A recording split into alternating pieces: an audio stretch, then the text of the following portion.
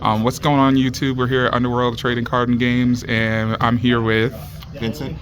And tell them what you did, Vince. I went undefeated on Thursday at locals with Mitsurugi Drytron. Oh wow! Yeah. Well, let's show us the sauce. First of all, shout out to Malcolm for recording, and shout out to Jared. Definitely look at his channel. Hit him up with a subscribe and a like and a comment. Really appreciate it. Thank you. And shout out to Underworld for awesome locals. Yep. All right. This deck is insane. So I'll do it. So it's Drytron, Alpha, Zeta, and 2 Delta, 2 Gamma. The problem with this deck is getting to the ritual spell, Mitsurugi ritual. So you want to just max out on ways to get to your pieces as much as you can.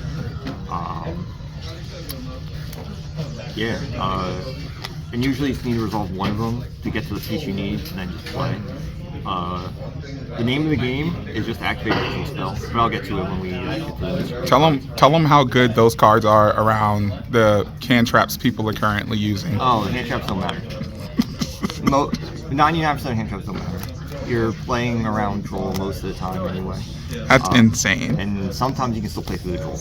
So you would think it loses the troll, but it actually doesn't fold it, depending on your hand.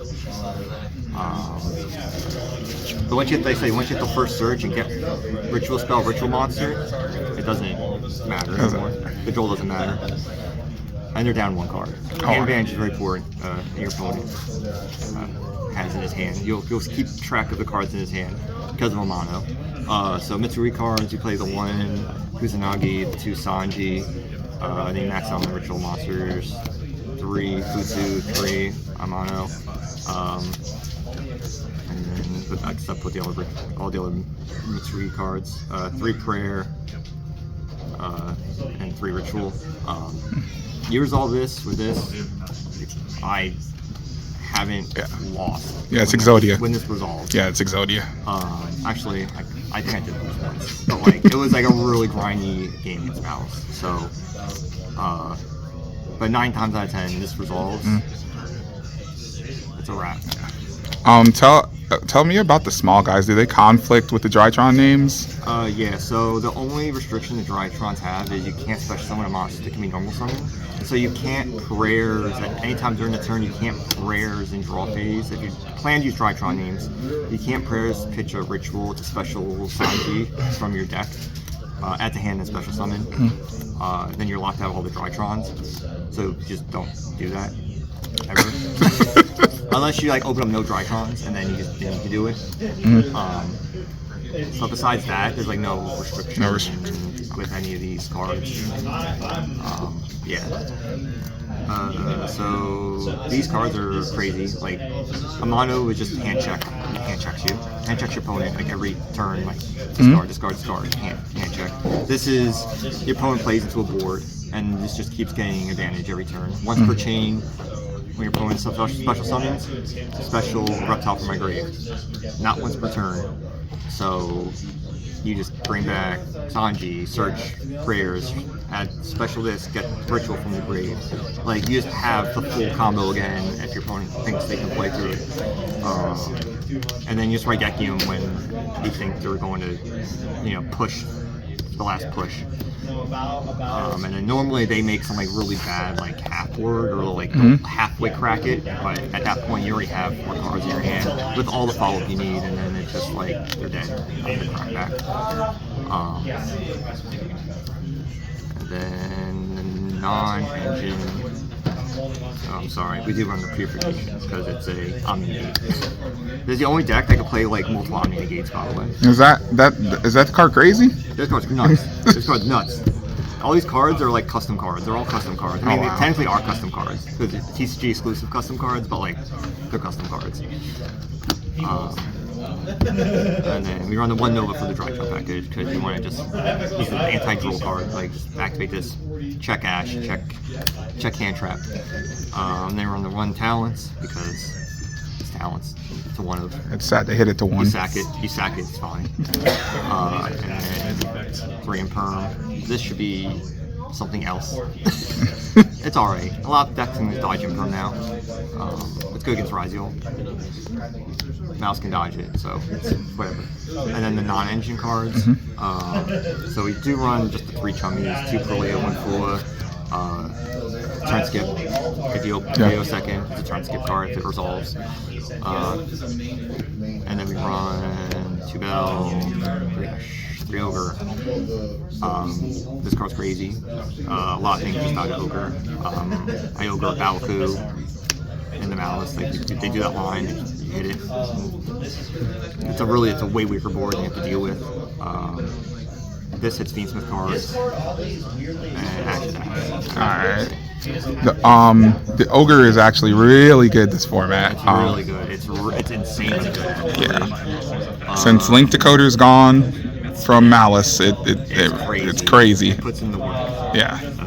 On anything. Put these in any order.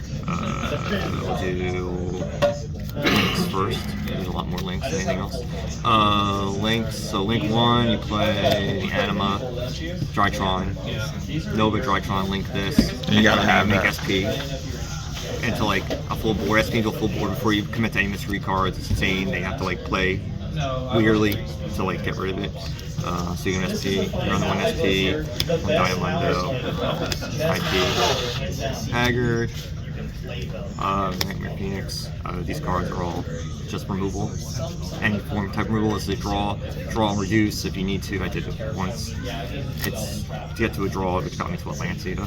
So it does come up. This Diamond is insane. This card is non-banishing, non-destruction removal, and recycles your cards. A lot of times you just send the ritual from your deck to grave with the ritual spell, and you need to like recycle it. It's just like it's a recycle and interrupt, and then it's just quick Regeki your opponent's turn. So it brings back the Amano. They sell it proper. Link 3s, I just play this because you can like set up IP Futsu and then they keep you summon and you can like IP into this if they're playing against like White Woods or any other back row deck. And then if they keep summoning, you just not once per turn, just bash on the back row and take 500. It's kind of ridiculous. Didn't come up, and then I played 1 Access Code because it's Access Code. And then this actually card came up a decent amount. Underworld Goddess. This clears all the BS cards in the game. All of them. Also, anti-Fiendsmith card. Because it's FX special from Grave, and you say nope, you say no every turn, and it just keeps them off it. It is the Fiendsmith card, actually, because it is a light fiend. Yes. And then we'll go to Exceeds. I never did this line. It does come up with the Drytrons. I'm gonna get a little closer on that one. That's the Moe Beta Fafnir. I can move it to You're good. You're good. And then the Typhon's the oh crap button. You still play this because sometimes, like against Ryziel, you can bounce that detonator, just get it out of here. And then you can set prayers, and you can play on their turn. They try to make it again. And then the last card in the extra deck is this Herald. Aha! So that's where all the level 3 tuners come into play. That's why you play more level 3 tuners, because any Drytron name and a normal summon of your tuner can make this. This says Fiendsmith can't play the game, so if you're playing any Fiendsmith variant, you just tack this on in defense and then watch them do nothing. They just can't out it. I made it against Unchained. He had an impermanence, and then like it didn't matter because that's another card out of his hand. Then he did Fiendsmith stuff. I Regeki'd him. And I ripped another card out of his hand, and we had like 1 card left. And like Unchained can't play with 1 card. So, and it still stayed on board. Like it was negated, but like he never outed this card. So it was just gonna be live the next turn. Also, and I could theoretically sacked it off for cost just to search for it, and also searches for your ritual spell, ritual monster, like the hidden effect, but not hidden effect. When you activate the Mitsurugi ritual, it banishes them. Yes. So if you make this first and then you activate Mitsurugi ritual and send from deck, Mitsurugi cards don't care. They're like we're in the most broken way possible. They just have to be tributed. It doesn't matter where they go.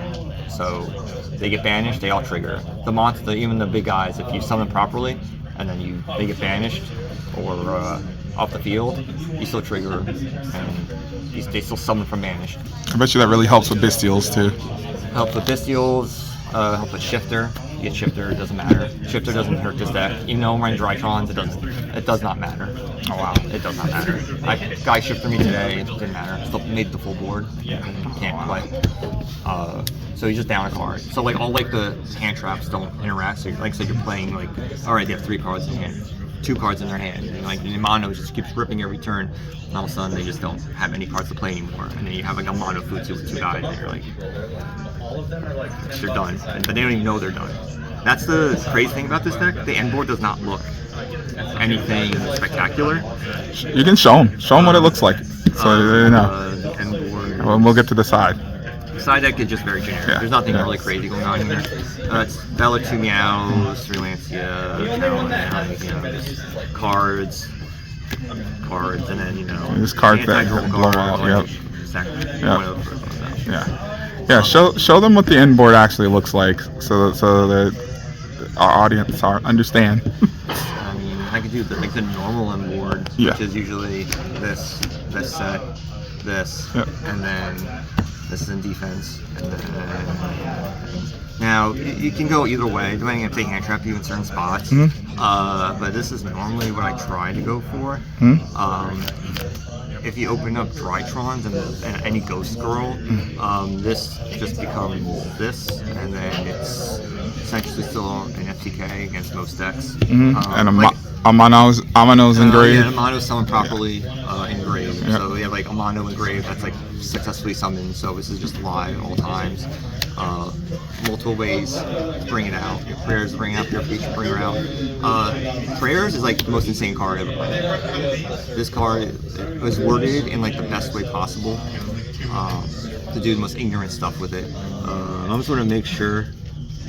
Let me ask, are you to apply one of these effects or to... Yeah, so this is worded where you don't have to tell your opponent which effect you're doing. Because it says apply one effect. So you can tribute a monster, and then they'll ask like, oh, what are you doing? Or if you just like activate it and not tribute anything, you don't have to tell them which bullet point you're applying, because the way it's worded. It's not like Talents where it says like activate one of these effects. It just says after the column says apply one of the effects in sequence if you tribute it. And you're not forced to use both effects if you tribute. So it's like insane. So you just activate this, and then you have to just be like, if they ask what you're doing, what effect you're doing, you don't have to tell them. You just don't have to tell them. It's an ad or the special summon from Grave. This card can be belled and ashed, so it's like the only downside because you don't have to tell them. It gets hit by all the other hand traps. But besides that, it's like the card is custom, just a custom card. But yeah, anti-Fiend Smith cards. A lot of anti-Fiend Smith cards here because that kind of folds to Caesar. So he's trying not to get them onto the Caesar or Desiree, trying to get them off that. But yeah, that's pretty much it. This deck is like super low to the ground. It doesn't super combo wombo. Just puts out big bodies and Raigeki your opponent every turn. And rips a card every turn. So it's a Raigeki every turn and a rip every turn. Any changes that you would make? The Imperum should be like other Ghost Girls. We're going to figure out which other Ghost Girls we're playing. Yeah. There's only a couple more left in the repertoire, so we'll see what happens. Mostly you're just looking for cards that like would skip opponent's turn and make them play awkwardly, and not just go the full blown board. Full blown combo. You don't have the full board. So the deck's really fun. It's really fun to play. It holds up to most meta decks now in this fake format. It's not the fake format because there's no have a post Duelist Alliance, a pre-Duelist Alliance. So, and see what the new cards in Duelist Alliance do from Mitsurugi. You know they're coming out with them, but you just don't know what they do. All right, well, Vince, it looks really good. I'm gonna wish you luck at regionals, dude, and I'll give Jared a shout out as well. You guys enjoy, subscribe to his channel, and you have a great day.